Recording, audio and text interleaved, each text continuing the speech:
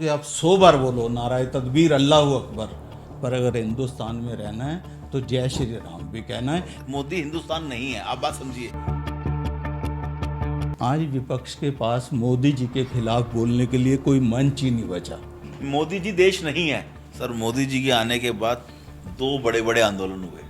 हाँ जी। एक किसान आंदोलन जो लगभग 1 सवा साल रहा, एक सीजेपी आंदोलन जो लगभग 35 दिन रहा।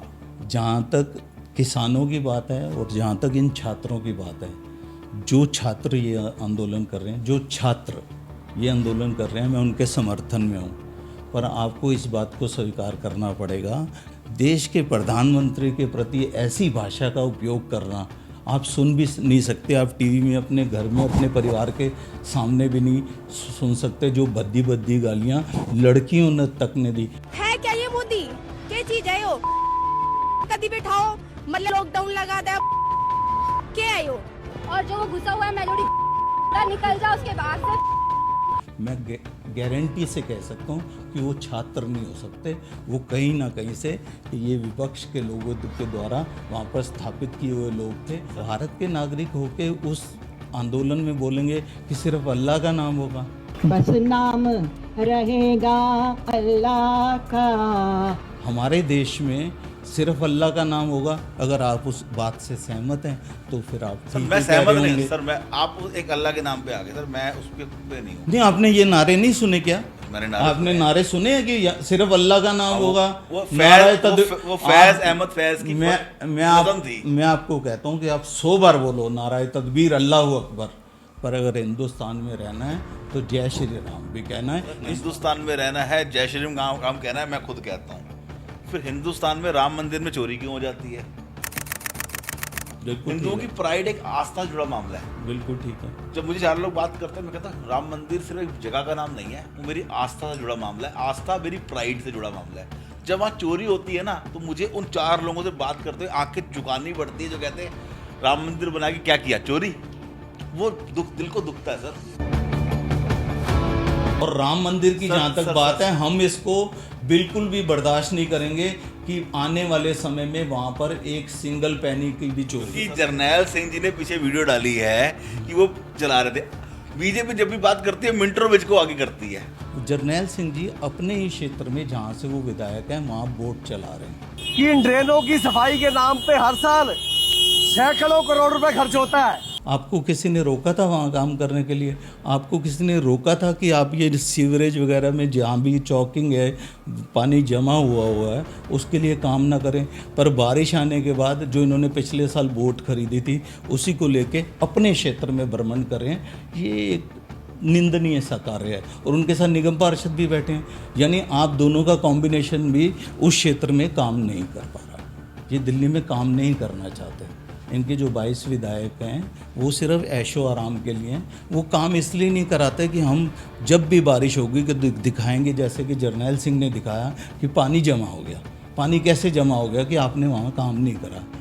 बीजेपी और बुलडोजर का बड़ा गहरा नाता है। आप अगर दिल्ली में किसी भी एक वैद्य मकान के ऊपर बुलडोजर चला हुआ दिखा दोगे तो मैं राजनीति से संन्यास ले लूँगा। ये जितने भी बुलडोजर चले हैं वो अवैध निर्माणों पर चले हैं। वो निर्माण अवैध आप हो रहे सुनिए, हैं। उन झुग्गी बस्तियों में चले हैं जहाँ पर रोहिंग्याओं को, बांग्लादेशियों को बसाया गया था।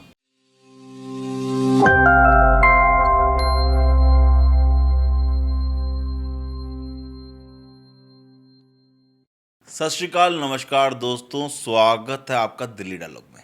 मैं आपका दोस्त अमित महाजन। आज हमारे पॉडकास्ट में भाजपा के वो सिपाही मौजूद हैं, या शतरंज के चालों के वो सिपाही मौजूद हैं जो सेनापति को जिताने के लिए लड़ते हैं, युद्ध में आगे बढ़ते हैं, बट चुनाव खत्म होते हैं तो फिर डब्बे में जैसे पैक हो जाते हैं ना, वैसे ये सिपाही पैक हो जाते हैं। ये भाजपा के कर्मठ वर्कर राकेश चंडोक जी, नमस्कार सर। नमस्कार जी, नमस्कार। राकेश जी, मैं आपको 2015 से जानता हूँ। 2015 से सिर्फ आपके दर्शन होते हैं चुनावों में भाजपा को जिताने के लिए। 15 में आपने भाजपा बड़ी कोशिश की जिताने की, 15 हो गया, 20 हो गया, हाँ फाइनली आपको जीत मिली 2025 में। बड़ी उम्मीद है। कैसा लगता है कि भाजपा की सरकार 2025 में जीत चुकी है, दिल्ली वालों को क्या बेनिफिट मिलेगा इसका?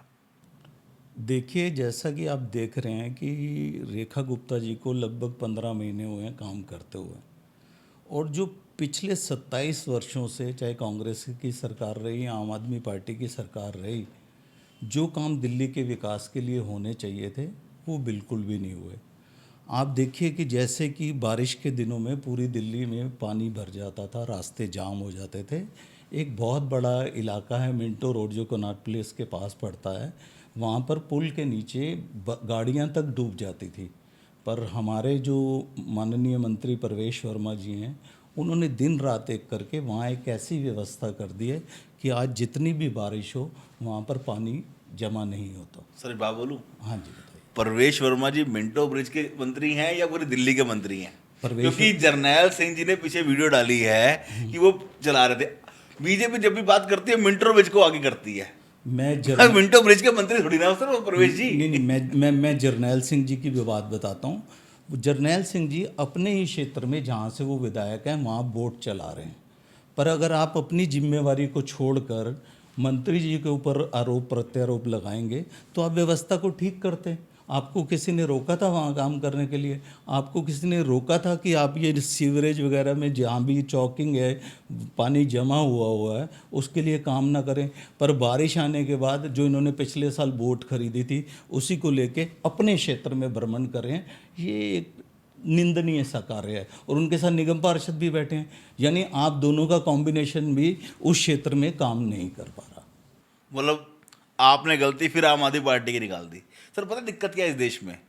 गलती बीजेपी की हो, गलती आम आदमी पार्टी की हो, गलती कांग्रेस की हो, सफर आम इंसान कर रहा है, एक दिल्ली का आम नागरिक कर रहा है। अब हमें क्या पता किसकी गलती है किसकी गलती नहीं है। लोग कहते हैं भैया परेशानियां हैं क्यों?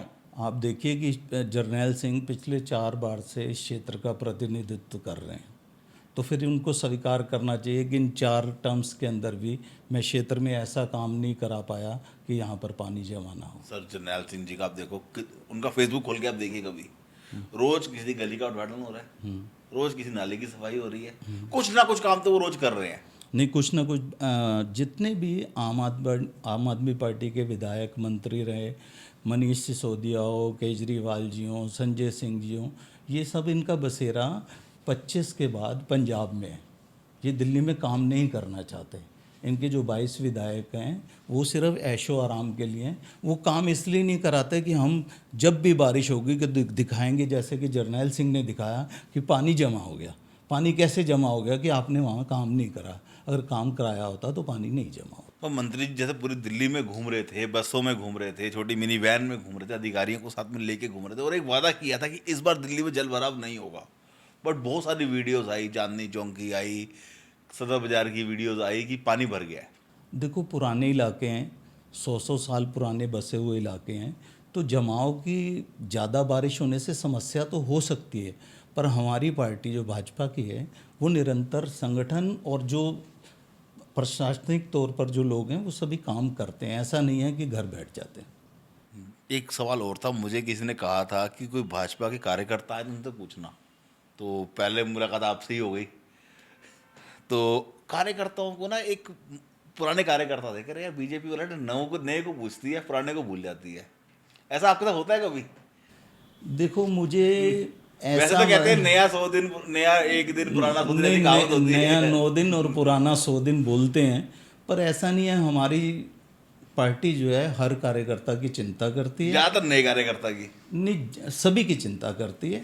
अब उम्र के हिसाब से थोड़ा युवाओं को प्रतिनिधित्व पार्टी में ज़्यादा दिया जा रहा है। जिन्होंने अपनी उम्र घिसा दी आप जैसे कार्यकर्ताओं ने, आपको कुछ नहीं मिलेगा।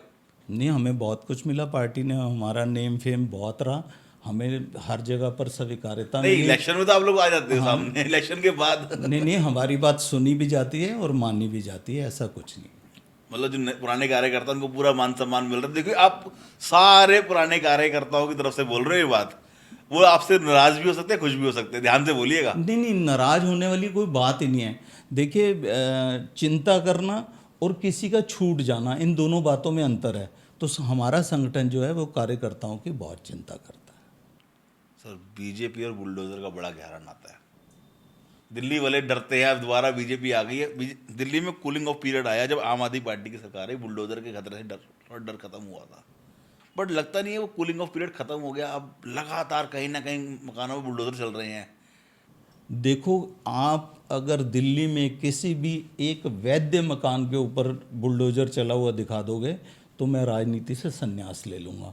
ये जितने भी बुलडोजर चले हैं वो अवैध निर्माणों पर चले सर, हैं। वो निर्माण उन अवैध हो आप रहे सुनिए, उन झुग्गी बस्तियों में चले हैं जहाँ पर रोहिंग्याओं को, बांग्लादेशियों को बसाया गया था। बुलडोजर सर क्यों? कोई 40 साल से बैठा है, कोई 60 साल से बैठा है, कोई 80 साल से बैठा है, अधिकारी को पैसे दे के बैठा है। वो अधिकारी तो रिटायरमेंट लेके घर चला गया, उसने तो पैसे कमा लिए। उस अधिकारी की पेंशन तो बंद कीजिए एक बार, कि अगली बार कोई और करवा ना पाए। आप देखिए कि जिन लोगों के पास 50 गज जगह थी, उन्होंने उसको एक्सटेंड करके 100 गज कर लिया और 30, 40, 50, 60 सर एक लाइन देता हूँ। हाँ जी, बताइए। सारे जहां से अच्छा हिंदुस्तान हमारा, रहने को घर नहीं, कहने को सारा जहां हमारा। हाँ जी। मतलब अगर वो जगह कब्जा कर ली तो सर वो बीजेपी ने भी खरीदी छोड़ना थी, सरकारी जमीन थी कि अरे इंसान को रहने दो। अगर कब्जा हो गया, एक कूलिंग ऑफ पीरियड होता है, 10 साल कब्जा हो गया अब तो रहने दो, 20 साल हो गया अब तो रहने दो।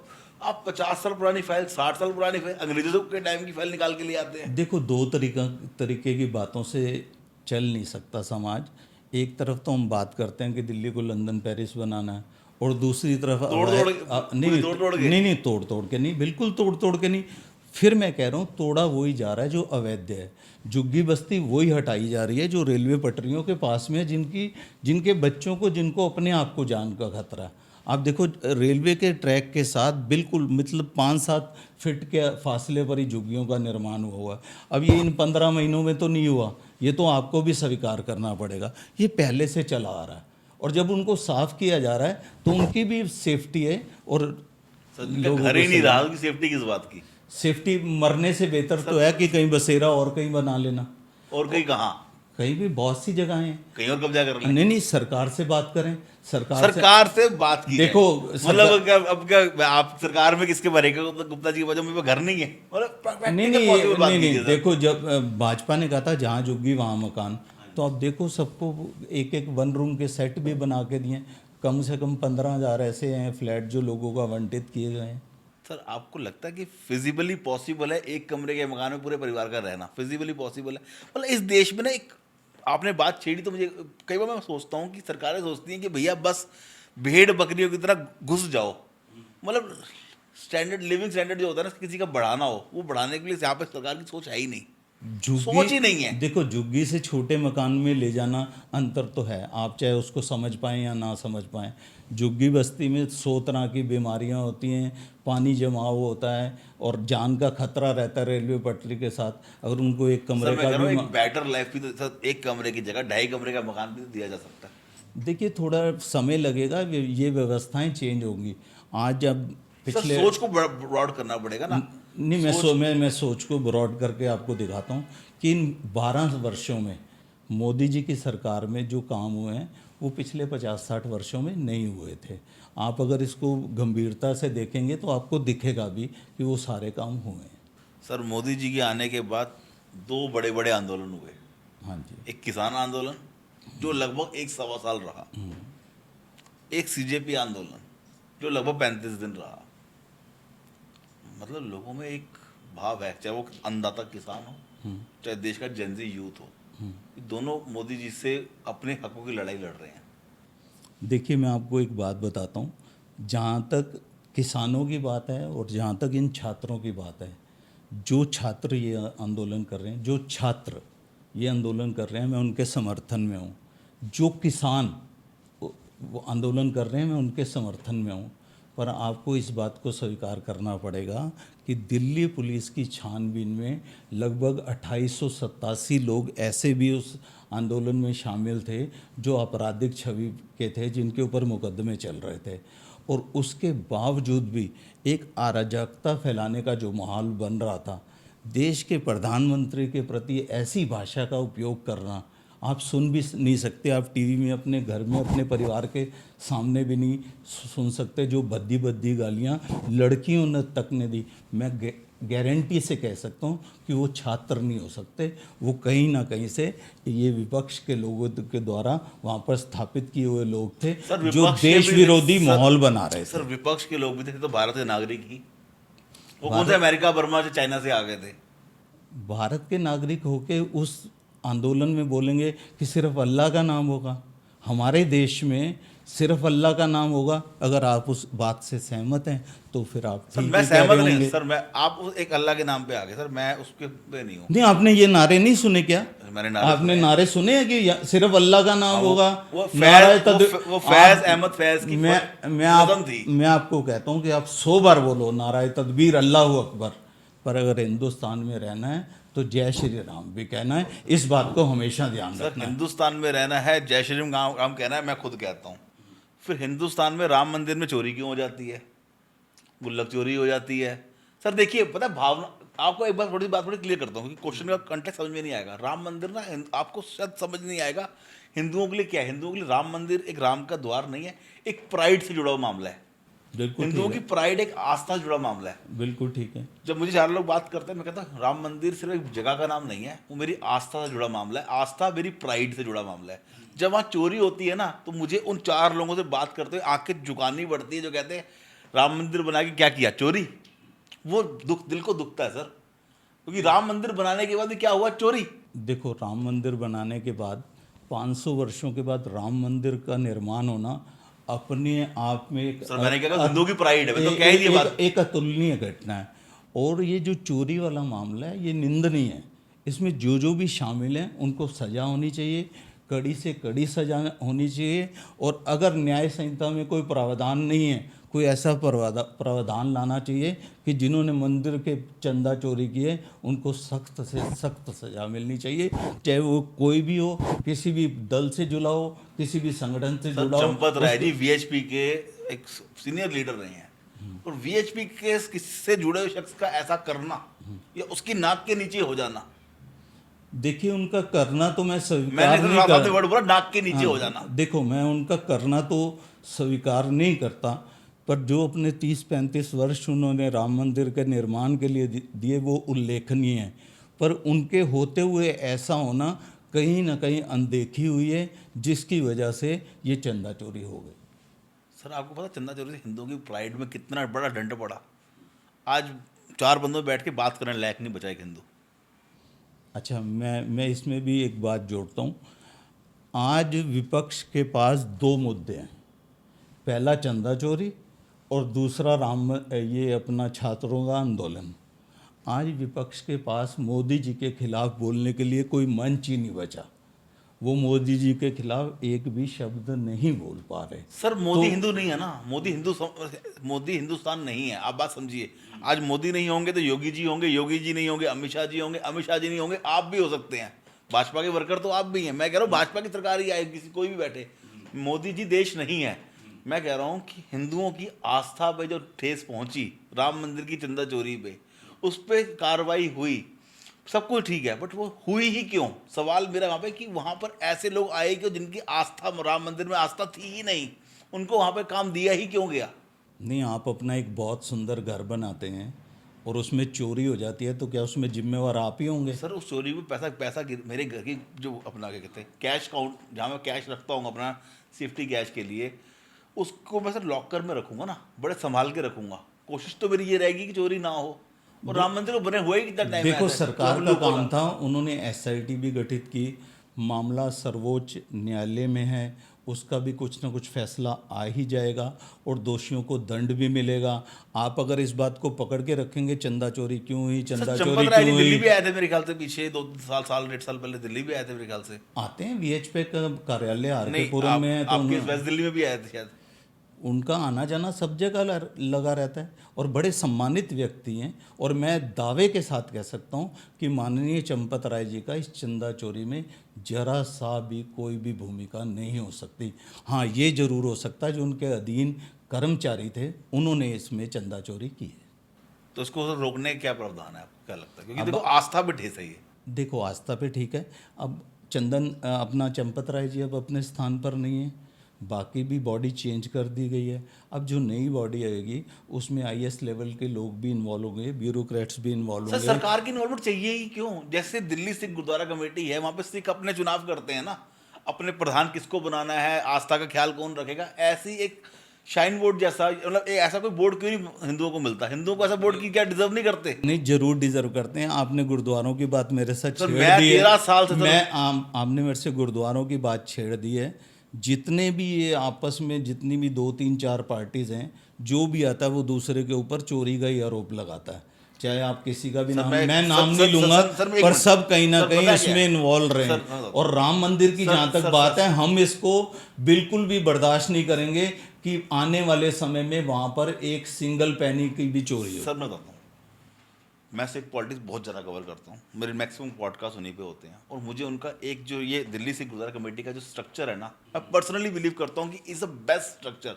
कमियाँ हो सकती हैं, चोरियाँ की बात आ सकती है, बट स्ट्रक्चर इतना बढ़िया है कि आज समाज में कोई भी गलत करेगा तो उनको पता है कि आज उन्होंने हरमीत सिंह कालका को पकड़ना है। समाज में एक भी गलती होगी तो जिम्मेदार कौन है? हरमीत सिंह कालका। उससे पहले मनजिंदर सिंह सिरसा, उससे पहले मनजीत सिंह जी के, उससे पहले परमजीत सिंह सरना। मतलब उन्हें पता है कि हमें अपने समाज में काम करवाना किससे है। हिंदुओं के पास आज आपको कुछ यहाँ पे कोई भी कुछ भी बोल के चला जाए, मतलब कुछ भी हिंदुओं को बोल के चला जाए, हमें पता ही नहीं जाना कहाँ पर है। देखिए इसमें ना मतलब उनका इतना अच्छा स्ट्रक्चर बना के बैठे ना, मतलब सैल्यूट करता हूँ सिख उनके पूर्वजों को। उनके पास कितना बड़ा विजन था। आज से 100 साल पहले वो SGPC बना के बैठ गए कि उन्होंने समाज को संगठित किया। आज वो 2% की आबादी पूरे देश को जहाँ फ्लड आता है वहाँ पे लंगर खिलाती है। हमारा कुछ करते भी है तो पता नहीं चलता। देखिए इसमें ना इच्छा शक्ति की बात है।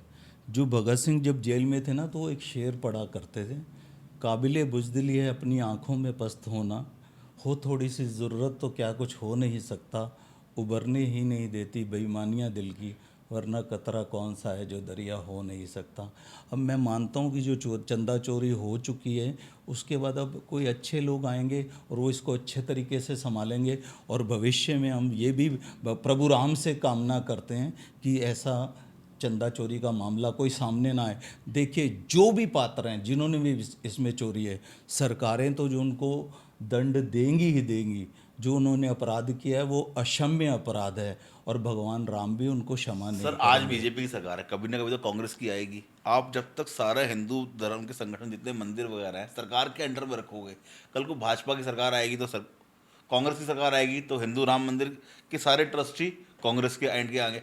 कल को मान लीजिए ऑल इंडिया मुस्लिम लीग की आ गई या AIM की आ गई, तो क्या आपको लगता है कि फिर सारे मंदिर जो हैं वो मुस्लिम से लाएंगे? आप तो ये भी आप जो अपने हाथ से सत्ता छोड़ना नहीं चाहते, इसके चक्कर में आप फ्यूचर में जो नुकसान देने वाले हो ना। नहीं, सत्ता हम छोड़ने वाली बात नहीं मंदिरों है। से सर आप कंट्रोल छोड़िए। हमें पिछले 12 साल से पूरे देश का बहुत समर्थन मिला सर है। मैं कह रहा हूँ और मंदिरों से कंट्रोल छोड़िए, मंदिरों से सरकारी कंट्रोल नहीं, को छोड़िए। भाजपा का कंट्रोल नहीं है वहां पर, भाजपा का कंट्रोल नहीं है।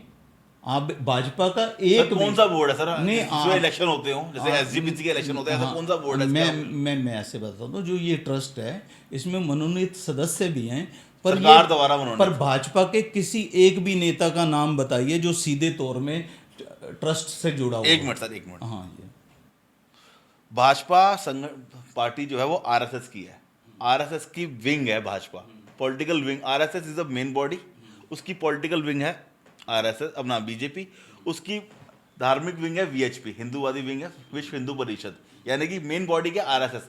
अगर BJP में की नहीं है तो VHP के बंदे वहां पर हैं तो RSS के बंदे ही सर।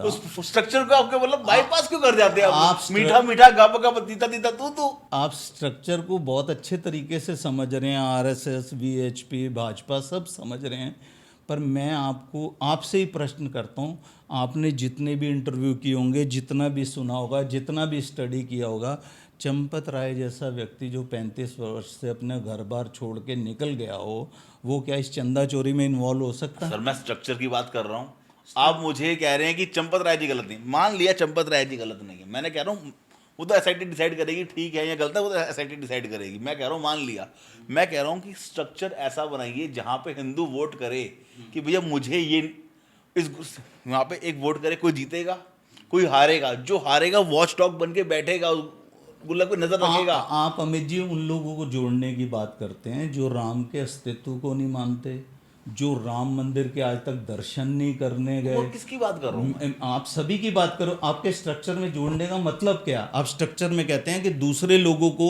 दूसरे लोग जो राम वोटिंग में आए हैं ना, नहीं, आप सुनिए, जैसे DSGMC की इलेक्शन होती वो है। कहते थे जी राम है ही नहीं, वो कहते हैं जी राम मंदिर में हम जाएंगे नहीं, वो कहीं वो औरंगजेब की दरगाह पर जा सकते हैं पर राम मंदिर में नतमस्तक होने नहीं जा सकते।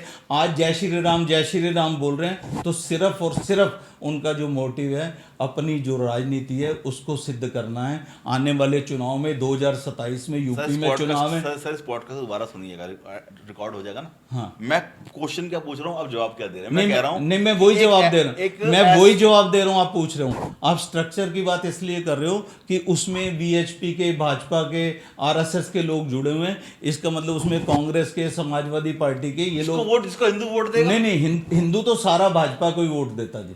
आप समझ लो, भाजपा को जो भी वोट मिलता है वो हिंदू वोट मिलता है, और हमारे मुस्लिम भाई भी भाजपा को वोट करते हैं। नहीं तो ऐसी सरकारें 300 सीट लेके नहीं बनती।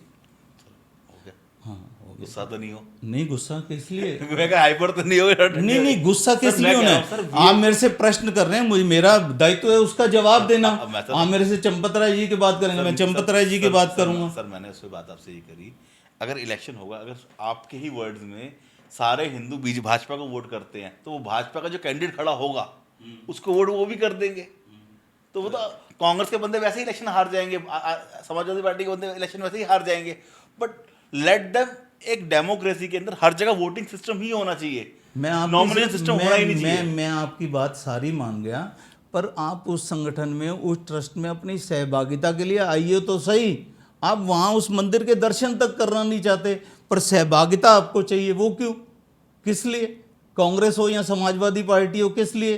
कोई भी पार्टी अगर अपना हक जताना चाहती है तो उसको वहाँ पर सम्मिलित भी होना चाहिए। वहाँ पर जब आपको मंदिर, जब इलेक्शन आप सुनो, जब आप मंदिर करने पड़ेंगे, आप सुनो, जब मंदिर का उद्घाटन हुआ था तो इन सबको निमंत्रण दिया गया था। इनमें से एक भी नेता, चाहे उद्धव ठाकरे हो, चाहे ये आपके राहुल गांधी जी हों, और ये अपना अखिलेश यादव हो, एक भी नेता वहाँ दर्शन करने नहीं गया। क्या इनको निमंत्रण नहीं था? आपकी जानकारी में है इनको निमंत्रण था या नहीं था? इन सबको निमंत्रण था। इनका भाव बनता था राम मंदिर में जाके नतमस्तक होना। उसके बाद जब आप मेरे घर में आओगे तभी तो मेरे घर के बारे में बात करोगे। बाहर से आज आपको मौका मिल गया चंदा चोरी का, बाहर से आपको एक छात्रों के आंदोलन का मिल गया। आपको पता है जो दीपक, जो क्या नाम है, दीपक काकरोच जो है, वो दीपक काकरोच जो है, उसको कितनी फंडिंग हो रही है और कहाँ से हो रही है, उनके कनेक्शन कहाँ से आ रहे हैं? कहाँ से? पाकिस्तान से आ रहे हैं, अमेरिका से आ रहे हैं लोग, करोड़ों रुपए इनको कैसे पता चला आपको? जानकारी मिलती है, सूत्रों से मिलती है जानकारी। आप एक बात बताओ, हजारों छात्रों का खाना पीना रहना, और जो आपको पता आईपीओ कितना बड़ा फेलियर हुआ फिर ये जो बातें आप कर रहे हो, जो फंडिंग अगर आ गई तो आईपीओ तो फेल हो गई। जो दीपक है, दीपक कॉकरोच जो है, वो रात तक वहाँ आंदोलन में रहता था और उसके बाद 5 स्टार के रूम में जाके सोता था। ये आपकी जानकारी में होना चाहिए। सिर्फ सोनम वांगचुक थे जो जेनवन में वहाँ पर आंदोलन कर रहे थे, और सोनम वांगचुक पैसा इंडिया में आ नहीं, देखो, सोनम वांगचुक के मना करने के बाद कि अब ये आंदोलन आगे जारी नहीं रहेगा, तो इन छात्रों का मोटिव क्या था? मुझे ये बताइए। इनकी तीनों मांगे मान ली गई। इन्होंने बोला धर्मेंद्र प्रधान का इस्तीफा होना चाहिए, हो गया। इन्होंने कहा जिन छात्रों की इसमें मृत्यु हुई है या जिन्होंने अपना सुसाइड किया है उनको मुआवजा मिल गया। आगे से मिल गया मतलब स्वीकार कर लिया तो वो मिलेगा। मोदी जी जो कहते हैं वो करते हैं। अगर उन्होंने लिखित में उनको दिया मुआवजा, वो जितना तय होगा वो उनको दिया जाएगा। और तीसरी जो इनकी मांग थी कि ये इनके ऊपर कोई ना कोई ऐसा प्रावधान हो, ऐसा कानून लाया जाए, उसमें इन्होंने 10 साल का कठोर दंड और साथ में 10 करोड़ रुपए तक का जुर्माना तय किया कि जो भी इसमें भविष्य में कोई भी माफिया, कोई भी नेता, कोई भी व्यक्ति इसमें इन्वॉल्व होगा उसको इसमें जोड़ा जाएगा। मर्डर करने की सजा है फांसी। मर्डर होते हैं, बंद हो गए, होते रहेंगे जब तक ये आप सजा दे रहे हो। मैं कह रहा हूँ कि परीक्षा में पेपर लीक हो कैसे रहा है, आप कह रहे हो सजा दे देंगे। सर सजा तो यहाँ पे, मर्डर तो बंद हुए नहीं इस देश में। आप मेरे को एक सर बात- रेप तो बंद हुए नहीं इस देश नहीं, में, नहीं। सजा तो सब जगह कटोर है नहीं, सर, नहीं, होती नहीं। कहाँ है सर, सवाल तो ये है। अमित जी, आपके ना मेरे से जितने भी प्रश्न है ना एक तरफा है, जैसे मैं विपक्ष से बात कर रहा हूँ और नहीं, मैं आपको बता रहा हूँ, आपके प्रश्न वैसे हैं। सर मैं आपके पूरे जवाब सुनूंगा सर। नहीं, आप मेरे से बिल्कुल ऐसे बात कर रहे हैं जैसे विपक्ष बात करता है। तो मैं कैसे बात करूं? नहीं, मुझे भाजपा का कार्यकर्ता थोड़ा हूं सर। नहीं, मैं क्या ही नहीं रहा भाजपा, नहीं आप भाजपा के कार्यकर्ता मत बनिए, आप मेरे से न्यूट्रल होकर प्रश्न करिए। आपने एक बार भी स्वीकार नहीं किया कि अखिलेश यादव, राहुल गांधी या उद्धव ठाकरे राम मंदिर में दर्शन के लिए नहीं गए।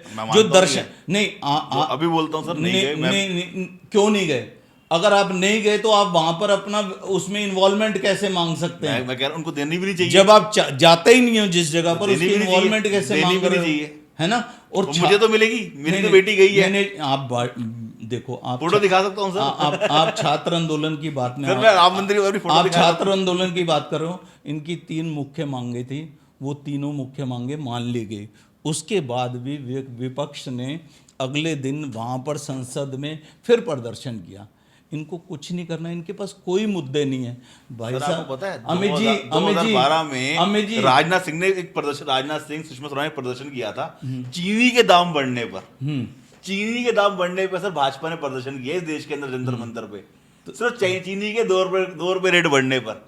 2009 के अंदर जब इलेक्शन हारने के 1 महीने के बाद भाजपा का प्रदर्शन था, राजनाथ सिंह, सुषमा स्वराज जी थे, सिर्फ चीनी के 2 रुपए दाम बढ़े थे। सर इस देश में वो प्रदर्शन भी देखे हैं, तो यहाँ पे तो इस्तीफे मांगे यार, बड़ी बात है। अब कहा सर अमित जी, आंदोलन करना ये हेजिटेशन नहीं होनी चाहिए। आज ये हर बंदे की गाड़ी खराब हो रही है, एवरेज खत्म होगी, प्रदर्शन नहीं होना चाहिए। आप लोग चीनी के दाम पे प्रदर्शन कर सकते हैं। नहीं, विपक्ष का काम है, पर प्रदर्शन करो प्रदर्शन के तरीके से, उसमें अराजकता मत फैलाओ। ये विपक्ष जो आज प्रदर्शन कर रहा है उसमें कहीं ना कहीं अराजकता फैलाई जा रही है। आप स्वीकार करो या ना करो। सर, आपने मेरे को पूछा सर, मैं कि वो I am pro BJP person, personally बता रहा हूँ, मैं कैमरे पे फर्स्ट टाइम बोल रहा हूँ। मेरे आज तक मेरे परिवार में ना, मेरे दादाजी के ज़माने से वोट करते आ रहे हैं। अगर मैं भाजपा के अलावा किसी को वोट करके आ जाऊँ ना, तो डैडी भी थप्पड़ मार देंगे मेरे को। और उनको बोल दिया, वैसे मैं कर देता हूँ, कभी अलग अलग कैंडिडेट को वोट करता हूँ मैं, बट अगर उनको मैंने बता देना मैंने बीजेपी को वोट नहीं किया तो मेरी पिटाई होगी। आज 40 साल का हो गया हूँ, आज भी मेरे पापा भी मेरे बात करना बंद कर देंगे। मैं आपके पापा से नहीं मिला, पर मैं बिना मिले कह सकता हूँ कि वो देश के राष्ट्रभक्त हैं और जिम्मेदार व्यक्ति हैं। मैं वो मुझे अगर मैं बता दूंगा ना मैंने बीजेपी को वोट नहीं दिया तो हफ्ता 10 दिन बात नहीं करेंगे। क्या कारण है? आपने समझा इसका कारण? बताता हूँ। क्योंकि जो उन्होंने अपने 30, 40, 50 साल के जीवन में देखा और जो अब देखा, उनको एक अंतर नजर आया होगा, वो तभी आपको टोकते हैं इस बात के लिए। बट मैं हर बीजेपी को वोट करता हूँ सेंटर में। स्टेट में मुझे आम आदमी पार्टी पसंद आई तो मैंने आम आदमी पार्टी को वोट किया, इस बार मुझे नहीं पसंद आई मैंने बीजेपी को वोट किया। मतलब हर बार अपना अलग अलग वोट करते हैं और मैं करता रहा हूँ। मतलब मैंने कांग्रेस को वोट भी किया है, बीजेपी को भी किया, आम आदमी पार्टी को, मैंने तीनों पार्टियों को वोट किया। रीज़न क्या है कि मैं कैंडिडेट बेस्ड वोट करता हूँ, मुझे जो कैंडिडेट अच्छा लगा मैंने उसको वोट किया। बिल्कुल ठीक। अब मैं आता हूँ आपकी बात पे। आप लोग कहते हैं कि भाजपा को वोट किया तो तभी आप देशभक्त हो। आपका कैंडिडेट अच्छा है कि नहीं है? मतलब मैं किसी कुत्ते को थोड़ा वोट कर दूंगा। आपने अगर कुत्ते के गले में मार डाल के भेज दिया उसको थोड़ा वोट कर दूंगा। कैंडिडेट भी तो अच्छा दीजिए। आपका कैंडिडेट अच्छा होगा तो क्यों नहीं वोट करूंगा? वो आगे काम तो करे इलाके में काम नहीं करेगा तो अच्छा उसको वोट क्यों करूंगा? अगर वो भी आगे गुंडागर्दी करेगा तो मैं भैया अच्छे कैंडिडेट को वोट करूंगा। और देश वही चलता है जहाँ पे कैंडिडेट देख के वोटिंग हो। देखिए, भारतीय जनता पार्टी एक इतना बड़ा संगठन है जिसमें बहुत सारी प्रक्रियाओं के बाद टिकट दी जाती है। उसमें राष्ट्रीय कमेटी भी है, प्रदेशीय कमेटी भी है, फिर जिला कमेटी भी है, फिर मंडल स्तर पर भी कमेटियां बनी हुई हैं। तो कहीं ना पैराशूट टिकट नहीं होती भाजपा में। क्या कह रहे हैं? पैराशूट टिकट नहीं होती। कहाँ पर? पैराशूट टिकटिंग नहीं होती है। देखो, आप इक्का दुक्का उदाहरण सर, तो पैराशूट टिकटिंग होती है कि नहीं? नहीं, आप इक्का दुक्का उदाहरण तो मान जाओगे। कई बार ऐसे होता है, कुछ क्षेत्र में ऐसा कोई प्रतिनिधित्व करने वाला व्यक्ति नहीं होता तो किसी को मतलब पूरे इलाके में नहीं होता। मतलब वो भाजपा का इतना बड़ा संगठन जहां पन्ना प्रमुख तक है भाजपा के पास। मतलब भाजपा से बढ़िया संगठन किसी के पास नहीं है। मतलब एक पन्ने पे अगर 30 से 40 परिवार है, यानी कि 10 मकानों के ऊपर आपका एक कार्यकर्ता लगा हुआ है भाजपा का। एक्सेप्शनल को आप उदाहरण बना लोगे तो ये भी उचित नहीं है सर। मतलब भाजपा का एक संगठन, मैं कह रहा हूं 10 घरों के ऊपर एक आपका कार्यकर्ता लगा हुआ है, पन्ना प्रमुख आप उसी को बोलते हैं। देखो, लगभग 100% तो कार्यकर्ताओं को ही टिकट दी जाती है और जो जिम्मेदारी सर संगठन आप में भी होती समझ ही है गए, मैंने तो कार्यकर्ता को टिकट दे कार्ड भी दी जाती है और बाहर से दे दी जाती है। कई जगह कई ऐसी परिस्थितियां होती हैं, उसमें कोई ऐसी कोई टिकट टिप्पणी वाली बात नहीं है। तो हुआ है कि नहीं हुआ है? नहीं, मैं ऐसे नहीं कहता कि हुआ या नहीं हुआ, पर ऐसे कोई मैंने खुद इंटरव्यू किए हैं सर। ऐसा कोई निर्धारित नहीं है कि भी ऐसे सर, टिकट मैंने काट खुद दिए। इंटरव्यू किए हैं इंटरव्यू जिनके टिकट आपने अनाउंसमेंट करने के बाद रात भर 4 बजे तक सुबह गेट के बाहर रखा और टिकट नहीं दी उनको। अरे आप 15 साल से इंटरव्यू कर रहे हो, मैं देख रहा हूँ आपको, पर कोई एक्सेप्शनल को उदाहरण बना लेना भी उचित नहीं है। चलिए ठीक है सर। और बताइए सर, कैसा चल रहा है आपका सुभाष नगर क्षेत्र, रजौरी गार्डन से क्षेत्र, वेस्ट दिल्ली क्षेत्र, तो शिरोड क्षेत्र में आ जाते हैं, यहाँ पे सब कुछ ठीक ठाक चल रहा देखिए, है? सिरसा जी रोज निकले होते हैं, हमारी बहन शशि तलवार जी रोज निकली होती हैं, बारिश में भी वो छाता लेके काम करा रही होती हैं। अब आप कहोगे यहाँ पानी थोड़ा सा जमा हो गया, यहाँ कूड़ा पड़ा है, यहाँ ऐसे कोई सड़क टूटी हुई है, तो काम निरंतर चल रहा है। सिरसा जी के आने के बाद बहुत सारी चीज़ें यहाँ पर ठीक हुई हैं। जो अवैध चल रहे थे ढाबे भी, वो भी उन्होंने उसका भी हटाने का काम किया। साफ़ सफाई को अच्छा क्षेत्र बनाना, ये तो इन लोगों की जिम्मेदारी है और ये लोग काम कर रहे हैं। सर ये ना जो मेन रोड है ना आपकी राजा गार्डन वाली, हाँ जी, ये यहाँ से आते हैं डेकोर मेट्रो से, पूरे अवैध ढाबों की एक लाइन लगी पड़ी। शाम रात को निकल के देखो, निकलना मुश्किल हो जाता है। कौन कहाँ पर बोल ये रहे हैं? अपना लाल बिल्डिंग स्कूल नहीं है, इसके सामने जो ढाबे हैं हाँ, हाँ। सारे अवैध ही तो हैं कैसे अवैध हैं? सर, वैध है सारे, सारे वैध हैं, वो सारे वैध ढाबे सारे तक वो पटरी पे नहीं बने, वो प्लॉट लॉटेड है। अलॉटेड है सारे। तो वो जो बाहर तक पूरा उन्होंने गाड़ियाँ पार्क हो जाती हैं, पूरा रोड जाम हो जाता है। इस समस्या के ऊपर भी ध्यान देंगे, चर्चा करेंगे, सिरसा जी को बोलेंगे, वो इसको भी ठीक क्योंकि करा चिंडो देंगे। मुझे इतना पता है कि सिरसा जी आगे बात को टालते नहीं है। हाँ, तो वो जो तो सर आप कुछ कहूँगा समस्या बहुत है सर। रजौरी गार्डन की ये वाली बेल्ट है ना, निकल के देखिए, नहीं नेक्स्ट टाइम पॉसिबल है पार नहीं, करना। मैं उनको अवगत कराऊंगा, अगर ऐसी कोई स्थिति है तो वो इसको भी ठीक कराएंगे। चिंडोक जी, मजा बहुत आया आपके साथ बात करने में। कुछ ऐसा बुरा तो नहीं माने पॉडकास्ट के अंदर? ना, बुरा किस लिए मानना, आपका काम है मेरे से प्रश्न करना और मेरा दायित्व है उनका जवाब देना।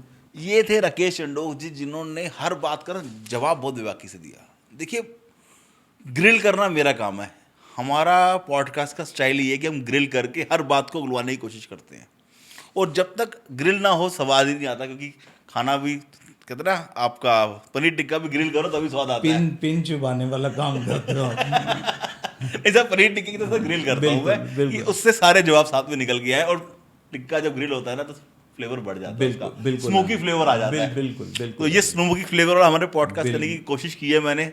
आपको कैसा लगा अपने जवाब इस कमेंट में दीजिए। हमारे चैनल को लाइक कीजिए, पेज को शेयर कीजिए, फॉलो कीजिए। धन्यवाद, नमस्कार जी, सत श्री अकाल जी।